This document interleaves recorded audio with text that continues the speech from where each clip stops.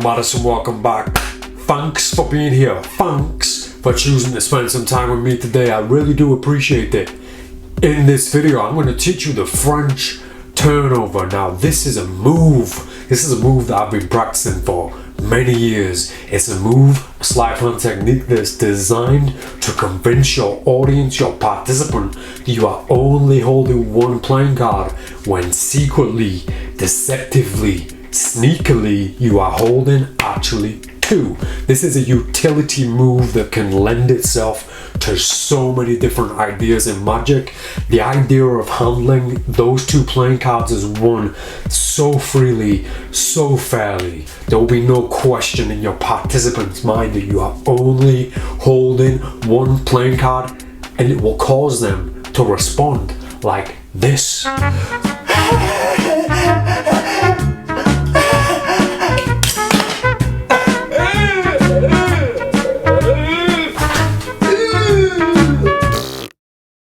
I am MADISON, and this is the French turnover. Right into the mechanics. I begin with the deck in a standard dealing grip, and I pull down with my pinky, allowing two cards to pop away like this so that I can hold a break. So I'm holding my double right from the beginning. This break here is very important. What happens next is my hand, my right hand face down, is going to come over like this as if to take the deck.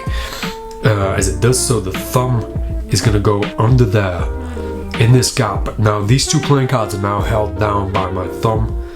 Finger 2, finger 1 is on the end here. Now my thumb is going to work its way underneath diagonally to somewhere around about over here. As I do this, finger 2 of this hand is going to go all the way over and hold those two cards on this outer corner. So it goes like this. Now the pressure from my thumb, I don't let go really of either side of this until my finger has made contact with the two cards here. So like this. Now I can loosen the grip between the thumb and finger 2 of this hand, allowing this card to be completely held like so. So my thumb's on this side near the bottom corner. The playing cards being pulled, both playing cards are being pulled into my hand here, into the flannel part of your hand. I believe that's called the flannel. So from here to here. So that's part one of this, if you will. Part one is just taking those two playing cards from the deck. Now that I'm in this position, I'm going to do two things at once. When I grab here, I'm going to turn the card over. At the same time, I'm going to begin the rotation. Because ultimately, this is what's going to happen. I'm going to pick the card up, and the card, should I say, and they're both going to spin around into my hand like this. Now, you can kind of see how that works as I'm doing it. The first part, make sure you've got the grip correct here. Make sure that you're comfortable that those two playing cards are going to stay together. Now, as you turn them both playing cards over, you're going to let gravity work with you as you help these playing cards spin. Now, the pivot point now, as soon as you pick up, you will feel the pivot point. My thumb and finger 1, both cards are now clipped between my thumb and finger 1, so I can let go. I don't want to let go though. We're going to use finger 2 to pull those cards, both cards, to rotate around like so, and they're going to spin the whole way around and hit the clunge part of my palm. I think that's what it's called. So it looks like this. Now, in order for this to happen, you can't grip tightly. With finger 1 and the thumb, you can't grip tightly. It's got to be a very relaxed gripped. If you grip tightly, both cards are going to end up here. They're also going to separate because these playing cards are experiencing different kinds of pressure. One from the thumb, one from the finger. So that pressure needs to be very equal, and the only way to be sure that you're going to have an equal pressure is to be very gentle with it. So like this and like this. Now this is the main thing that you're going to have to put a lot of practice into, this part here. And for me, I've practiced this for a very long time, and it doesn't matter to me if the cards separate. Not during practice. They have to separate during practice for you to understand how you're going to be able to keep these two playing cards together. This is the most important part of the sleight. It's the most dangerous part of the sleight. It's the most convincing part of the sleight. It's the whole point of this. It's the whole reason why I do it, because it's so convincing that that's only one playing card. Thank you, Charlie. So thumb underneath, grab the corner, spin them round. So once you pick up here, as soon as you start turning the playing card face up, you start the spin. So it's like one kind of moment. Now sometimes I like to display the card here and then spin. Other times I will spin and then display the card here. It kind of depends on your situation. It's going to be different every time. But either way, you don't want to rush. You don't want to go like this and then put it face down. You want to display at some point. So depends how you feel comfortable once you practiced. You might want to hold it here. So you would pick the card up and say, look, I have the 9 of clubs. Or in most cases, I think I do this. Look, I have the 9 of clubs. So I spin it first. Either way, you're displaying that card in a way that looks like there's only one playing card. And it's this spin that allows that. So from this point, what I did in this video demonstration was when I placed both playing cards face down, I pull the 9 backwards like this, and I make sure the 9 lines up with the deck instead of the ace, so that you don't end up like this with a weird card stuck out. If you pull the 9 back and then align the 9 with the deck, when you turn out face down, this is very convincing that this is the 9 of clubs. And it also makes it easier for you to take away from the deck. This is all about conviction and convincing people that there's only one playing card in place. So the spin makes it look like one. Then when you place it down, it's away. It's separate from the rest of the deck as one playing card. So from this point, you could just reveal it. But in the demonstration, I like to do this little thing where it's kind of landed in a position where it's between my finger 1 and the thumb anyway. So I squeeze at the end and I let the card pop away from my thumb. I have to tilt my wrist a little bit anti-clockwise in order for the card to come this way, because if I don't, it's going to come up my arm like this. So if I want to catch it in this hand, I have to tilt the deck like this, anti-clockwise, and then it's going to come more this way, more towards the other hand. Sometimes my whole body will go like this in order for it to come back, but that's something you'll figure out in practice. By the way, the move when you put those playing cards down on top of the deck, that's something that I do with almost every single time I do a normal double lift. So I'll do a normal double lift and I'll always put it down over the edge of the deck. So that's 2 playing cards over the edge of the deck like this. I think it makes it look more convincing when it's over the edge. It looks like it's just one playing card. And then especially when you turn it face down, you can kick the 9 back. And now it really is just one playing card. It's a very, very convincing moment. So here, kick it over. And those are the basic mechanics of the French turnover. The French turnover is designed to be fancy. It looks kind of pretty. The most important part of this, it looks like there's very, very little control over that playing card from the way that you're handling it.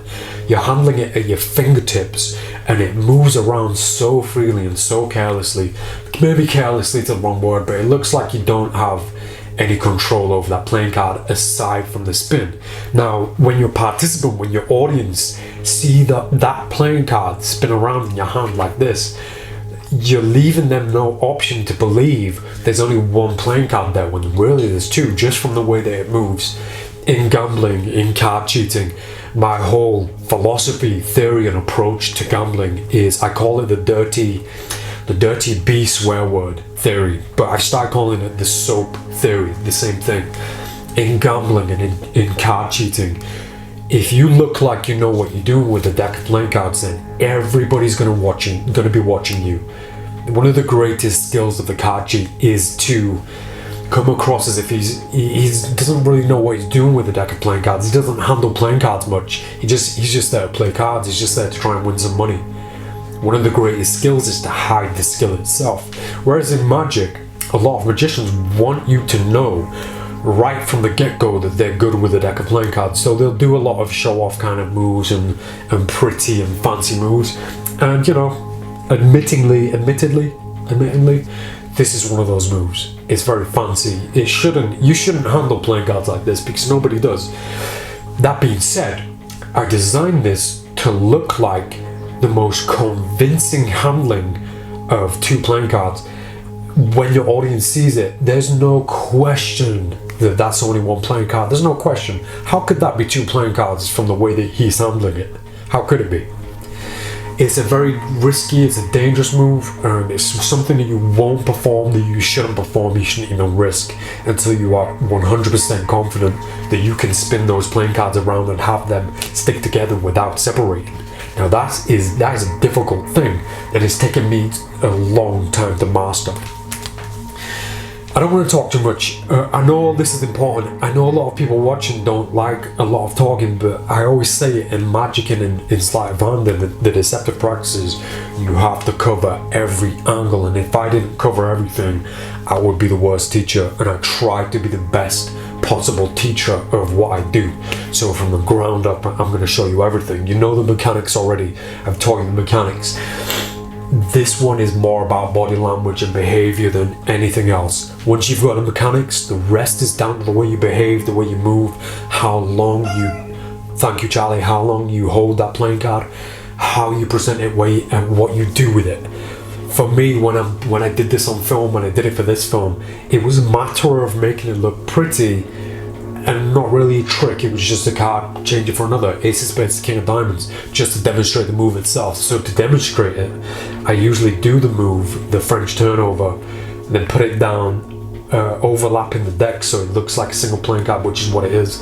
And then I do this flick move to achieve the change. And it's all just fancy and pretty, but the main principle of this is to be able to display what looks like a single playing card when really it's 2. I mean, one of the biggest mistakes and one of the worst things you see in Magic with playing cards is when magicians take their deck of playing cards and they turn the card over like this.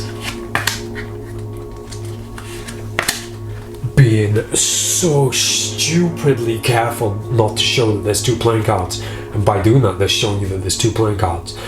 Who in the world turns over a playing card like that? That being said, who turns over a playing card like this? I tell you who turns over a playing card like that. A magician who's only turning over 1 playing card. If I was turning over 1 playing card, it wouldn't be like this. It'd be carefree. I like there's a few people, I won't name them, there's a few people who handle doubles really well and in this free manner, and it was Babel in Paris who I named this whole little thing after, and not after his name, but obviously the French double. Because when I saw him handling playing cards, it reminded me and it made me realize that my whole approach and theory has been dedicated to sleight of hand, mainly for gambling and card cheating. So I make it look like I don't really know what I'm doing with playing cards as part of the act. But when I saw him handling playing cards, it made me realize this is the same thing in an opposite way. Like, you're handling playing cards as if you don't really care about them, but you're doing it in a fancy manner, like the way you spin playing cards around. It's like I don't care if I drop this card, I'm just freely holding it. And in that act, in acting like that, then why would it be a double? Why would I be holding 2 playing cards? So the whole point is just to turn over 2 playing cards and show it as 1. The bonus is that nobody's going to question if there's 1 playing card or not. It's just a fancy way of doing it. What you do with it next is up to you. I only did this move as a way of demonstrating it to the film. I'm not suggesting anybody does that. Maybe just incorporate this and use this as a way to do a double lift, to do a double turnover. It's the way that I do it. Usually I would turn over just like this, 2 cards just like this, over the edge of the deck. usually that would be the way, but every now and again it just feels right the moment. The crowd you might be with, the participant you might be with Susan Sausage, and she's very happy to see playing cards spinning around, and I certainly wouldn't do it in a moment that wouldn't call for it. Like you have to feel it, you have to feel the right moment to do the right thing. Like, I hate to say this, but David Blaine, when I've seen him on TV doing double lifts, he does them like this crazy thing. I know a lot of people do it too, and I was surprised that I'd seen professionals doing that even on TV, because it's such a weird way to turn over playing cards. That being said, the double lift that he did that looks like this kind of spins round on the back, it kind of pivots on the clunge part of your hand and then pops off to kind of prove that it's one. That being said, it's a good double, it's an effective double, but it's for a specific moment in time. Like, you wouldn't do it all the time. Like for the camera right now, I can't do that for the camera because I have to break my arms and stand like a stranger to do that. Like, I would do it if someone was looking down and I felt like it was alright. Like, if you were looking down on it, it's kind of a nice way to turn a playing card over, and it kind of lends itself to the idea when you're practicing doing that very one. It lends itself to the idea that you can do that same double, and then without it pivoting, without it kind of popping off, if you can practice that, you can then get it to look just like this instead of this whole thing, this whole magician-y thing. You can actually grab it here, and then as soon as the pivot starts, you can lift it away and show one playing card. So I'm not saying avoid doing certain things and don't do certain things. As much as I criticize the double that I've seen David do, I do it, but I do it at the right time, at the right angle. The reason I brought it up is when I see David Blaine, thanks Charlie, I know you agree, when I see David Blaine doing that double lift, he does it every single time, no matter what the angle. So he will break his arm sometime to show you that. You need to pick the right time to do it. And it's the same with this double, it's the same with any. So this one, I'll do it in the right time, with the right timing, the right place. Looking closely at the move itself, at the turnover itself, once you've gone underneath that top card and you've got your grip here, there's nothing worse than rushed sleight of hand, than someone rushing their sleights. Nothing worse than someone to get away from the drama, to avoid any complications. I'm a huge fan of dangerous magic and dangerous sleight of hand, and it's kind of wrong of me. I shouldn't say that, I shouldn't encourage that, but like the gambler's cop idea, I like walking around with a gambler's cop wherever I go. And when I perform for an audience, let's say I do a deck vanish, so I steal the deck, and so this card looks like the deck to the audience, and I've stole the deck away in a gambler's cop in this hand to a few people in the crowd who I think are good enough to be in on it with me and won't say anything. Right in front of everybody, I'll show them this and get a laugh out of it, and then put it back because the person I'm showing the trick to doesn't see it, and it's kind of a double. The reason I'm mentioning that, the whole idea of danger, I love it. And although as much as I don't want to encourage or advise people to practice things like that, it really is a good way to practice getting good at dangerous and risky sleight of hand moves, techniques. I think confidence is the word I'm looking for. You need a lot of confidence with all sleight of hand, and this one requires a lot of confidence, because even though I consider myself at the best possible level to do this sleight of hand technique, I wouldn't be teaching it otherwise.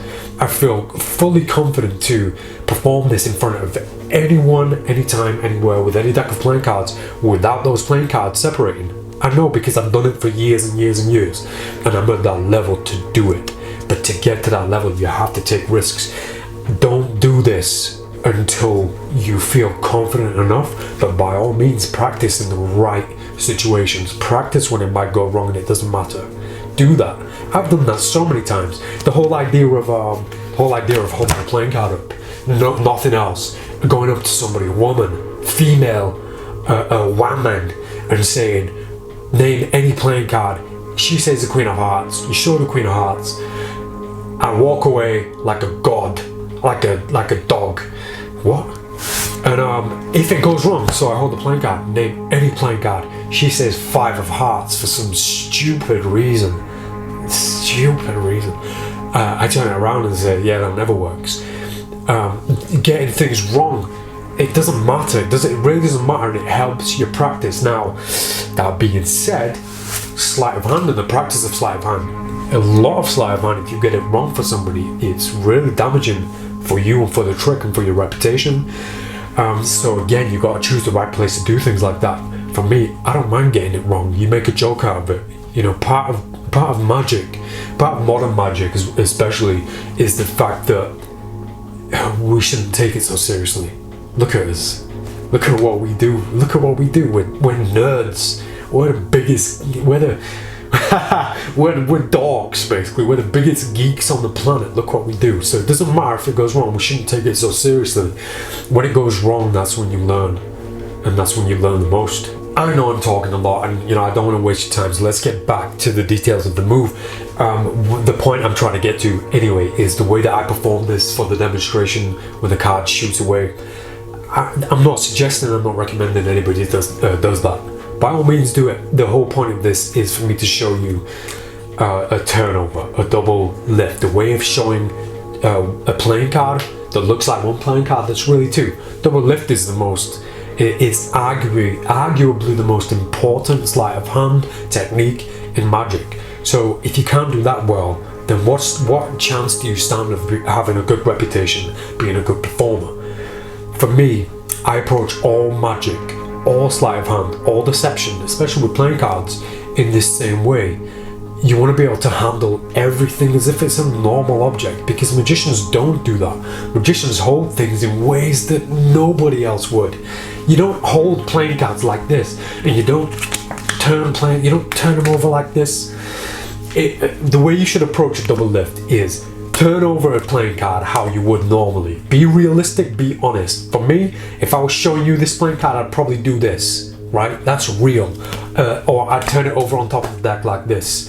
Very natural kind of moves, I don't care about this. It's only one playing card. So why all of a sudden when we're doing magic, do we start doing things like this? It is so strange, and we expect our audience, and we expect Susan Sausage to believe that what we're doing is real. The more reality you invite into your deception, the more realistic your deceptions are going to feel. Approach everything as if it's normal. I shouldn't even be saying that, but magic is so damaged and so skewed at this point that I have to be studying saying things like this. When you approach a double lift, take a playing card and just hold it normally and play around with a single playing card normally. Then try and do the exact same thing with two playing cards and see if it works, see what it looks like, and if it doesn't work, make it work. That's how I did the French turnover. I made it work. I found myself playing with a single playing card, spinning it around as freely as I could, and I thought, hold on, that's how I should hold my doubles, because then I'm leaving no question in Susan's mind. If that's two playing cards or one, she's not going to think. She's going to see one playing card, she's going to believe one playing card, and she's going to say, Daniel Madison, you're amazing. Like she always does, you know? Now what you do with this move, just like any move, this is a kind of a utility, an evasive move. It's a sleight of hand technique, so do with it what you will. It's double turnover. For me, I've built this habit of when I'm just messing around with playing cards, of this is my practice routine to do the French turnover just like you've seen it on film, put it down on top of the deck and then pop it off the deck with my thumb. That's just become my practice routine, and I love doing it. It's such a funny thing to do, and I'm not realizing every single time I do it, the thousands of times I've done it, that's me practicing. And you have to develop those habits as somebody who's looking into learning and mastering deception with playing cards. I feel like in this video I have spoken so much, so I'm going to end this one here. Let's go to the outro scene. Susan! That was the French turnover. Thanks so much for spending some time with me. I hope you enjoyed this video. Hope you enjoyed learning. Make sure you're subscribed and make sure you get those notifications whenever I upload new videos. Constantly working on new tutorials. I'm all about the advancement of magic and sleight of hand as an art form. And if I can make you laugh a little bit on the way, then that's a bonus for me. Thanks for being here. Listen, we're almost at 50,000 subs now. That's a huge deal for me. That's a really big deal, and I want to celebrate. Somehow I want to celebrate. So keep letting me know what you think I should do. Let me know in the comments. I'll be there after this video. And also, if you do anything with the French turnover, tag me. I want to see it. I want to see it performed. I want to see what you do with it. I'll be back very soon. Thanks for being here. I'm Daniel Madison. See you next time.